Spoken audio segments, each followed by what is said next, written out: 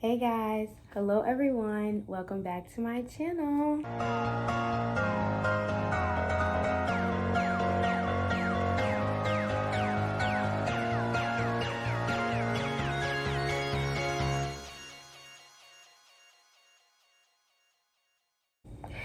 So, how are you guys doing? Now, if you're watching this video, hopefully that means that you've been accepted to Teach for America, you've done the thing, so congratulations.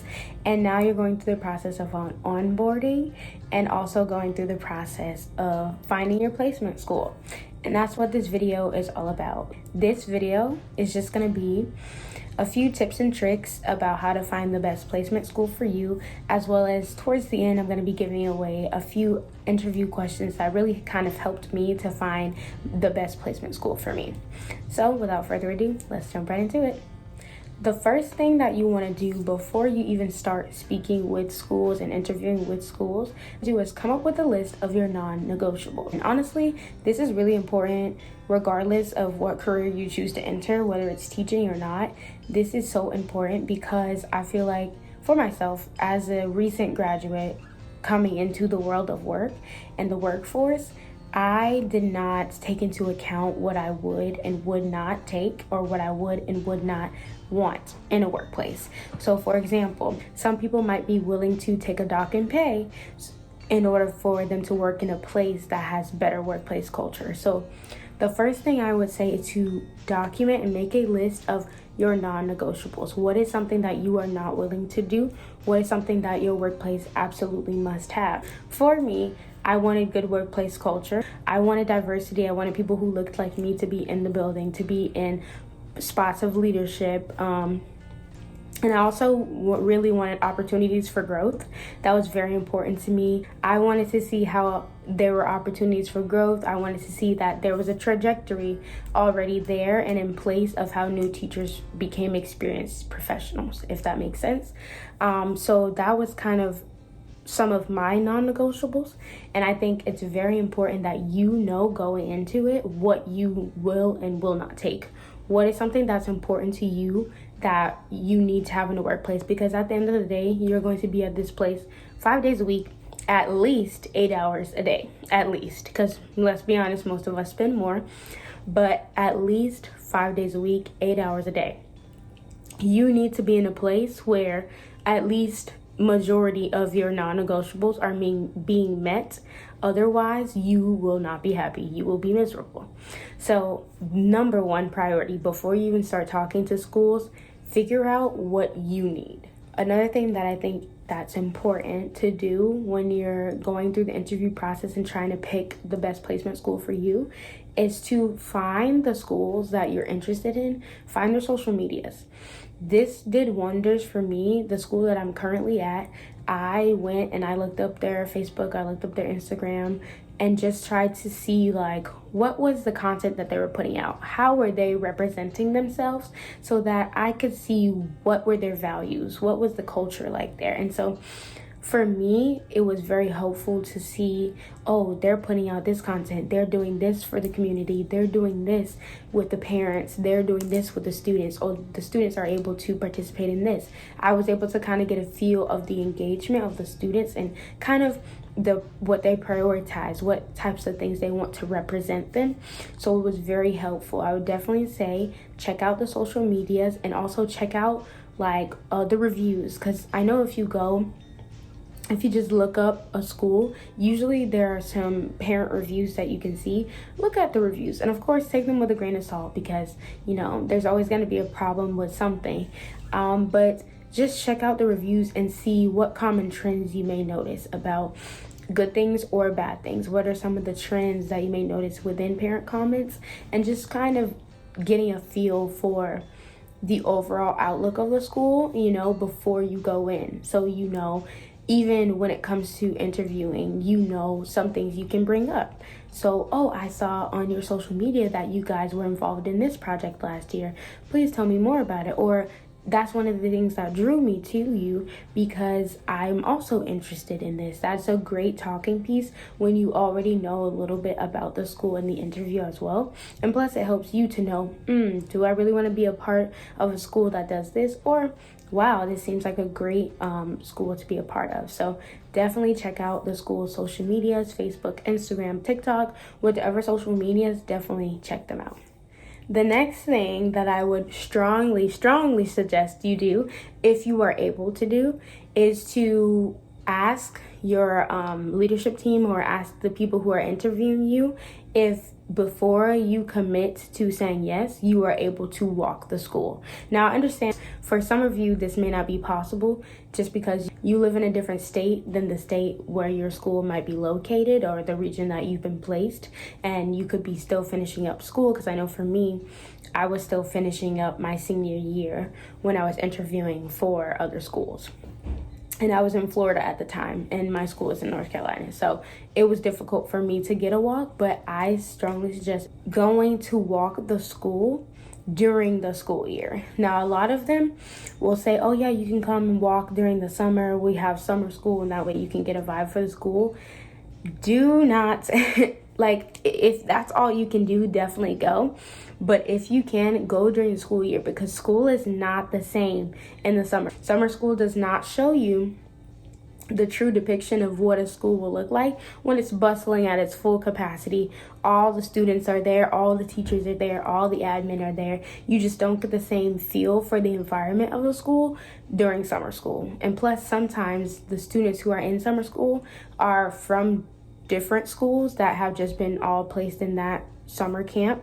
The teachers are sometimes different from other schools as well. So you're not really getting a true feel of the school if you go during the summer. You're just more getting a look at like the building layout and how that will look, and maybe even your classroom. But if you go during the school year, ask if you can walk around, ask if you can sit in on a class so you can see the types of behaviors they have. You can see how the teachers are building relationships, how the teachers are speaking to their students, how the students are responding. You can get that real life experience so that you can know what a day would look like at that actual school. I definitely recommend doing this if you can. I know for some people it's not possible to get there, but if you can, it will really help you to change your experience. Okay? Now, another thing, and this could be a part of the non-negotiables, but one thing I will say is before you agree to accept an offer for a school, check your commute.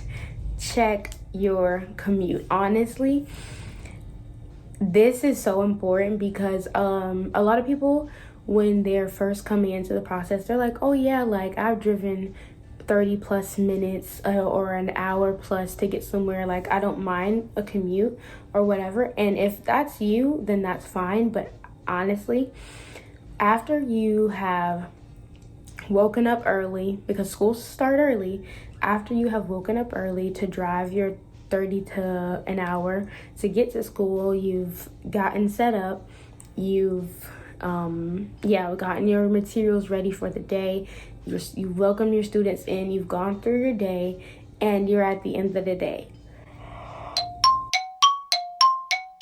By the end of the day, you're spent. You are overstimulated and you are tired. You are ready to go sit somewhere and just listen to silence, okay? Because there's just so much going on, so many decisions that you're making, so many people that you're talking to during the day that you don't really have time to just like sit in quiet and think.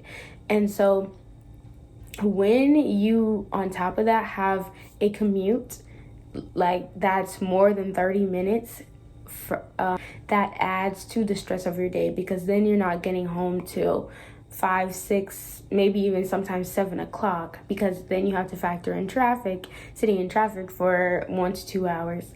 And then you finally get home, you're exhausted. You probably are still gonna be working on some lesson plans or some type of work for school. And then you're gonna be taking your classes for licensure. And then you have to eat dinner, take a shower, work out if you wanna work out.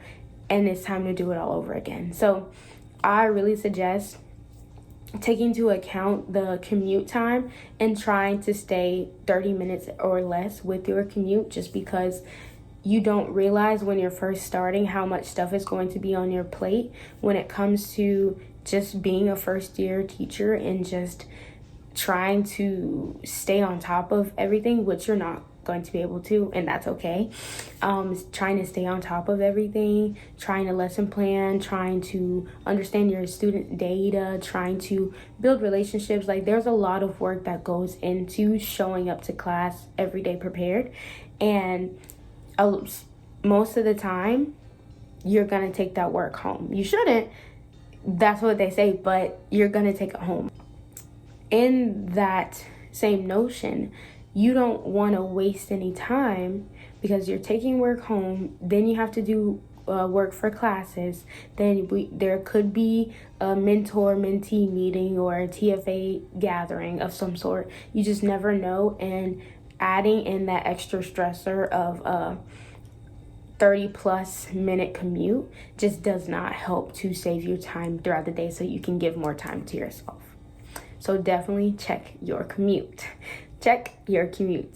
Those were just a few tips and tricks to help you find a good placement school for you. So hopefully they help you. For the next portion of the video, I just want to share a few interview questions that can help you to kind of sift through and really find out a good placement school for you, while also presenting good questions that show that you're interested in the school and you want to learn more. So let's get to the questions. The first question is, what would you say is the school's biggest goal for this upcoming academic year? And what procedures are being put into place to achieve it? Now, this is a great question because schools usually have large academic goals that go along with their district's goals that they're pushing for, which whether it be for the next 3 years, the next 5 years, the next 7 years. There are certain goals that districts are pushing for that they're trying to achieve. And so usually your school has to align with those goals in some way, shape, or form, but make it specific to their school. These goals largely impact the way that you are able to operate in your classroom. So for example, in my district, the goals and guardrails are for 3rd grade. Our goal is about increasing literacy rates in 3rd grade. Well, I happen to be a 3rd grade teacher. So that means there are extra district visits, extra curriculum pushes. There's a lot of things that have been impacted because the goals are in 3rd grade. That means I'm not able to do certain things or move certain ways because they want us to stick really strictly to the curriculum in order to see that growth. So definitely ask them what are the academic goals and what's going on in the school so that you can be able to understand how this is going to impact you in the classroom and how much freedom you may have. The next question that I suggest you ask is, what are some opportunities that you leverage to promote the growth of your beginning teachers? Now, this is such an important question because if you're a part of Teach for America, then I believe that you're most likely a pretty motivated person, someone who is trying to grow as an individual, trying to grow in your leadership, right?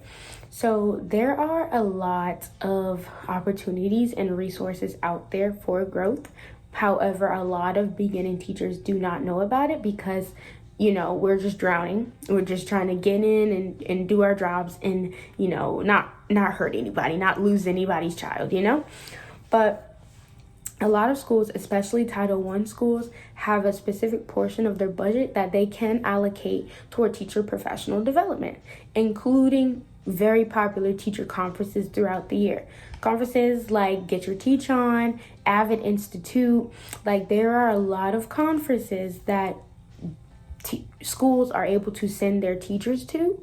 Ron Clark, there are a lot of ones, but most of these experiences get to go to the more veteran teachers because beginning teachers do not know about them. So if we don't know about them, we can't ask about them. So definitely ask what kind of opportunities are there for professional development and for growth. Also, this is a great thing to ask because I don't know about your region, but in North Carolina, I know that one of the standards on your professional evaluation is about you seeking opportunities for growth. So automatically, if you're coming into the interview asking, oh, so what are your opportunities for development? What can I do? You are already ticking the marks for proficient and getting towards accomplished when it comes to seeking out that professional development, seeking out that growth. Principals and admin team love this, and they're more likely to promote you, more likely to think of you when it comes to those professional development experiences and sending you to those conferences. Definitely ask this question. The next question is, what has been your toughest school-wide hurdle, and what are you all doing this year to overcome it? Now, this is a very important question because transparency is key. If a school's leadership team is able to be open and communicative about the things that they're struggling with, it puts everything out on the table for you and allows you to make the most informed decision. As you go through your journey, you'll begin to understand that your tolerance varies for different sets of issues. For example, you might be okay with aligning yourself with a school that's struggling with behavior, with trying to lessen disruptive behaviors in the classroom. However, you might not be okay with a school that's struggling in the parent engagement department. You want your parents to be more engaged. So this goes back to those non-negotiables. When a school is able to tell you what they're struggling with and what hurdles they're having and trying to overcome, you can kind of see, am I willing to deal with this? Am I willing to struggle with this until it gets better? Or I might need to pass because that's not something that I'm willing to deal with.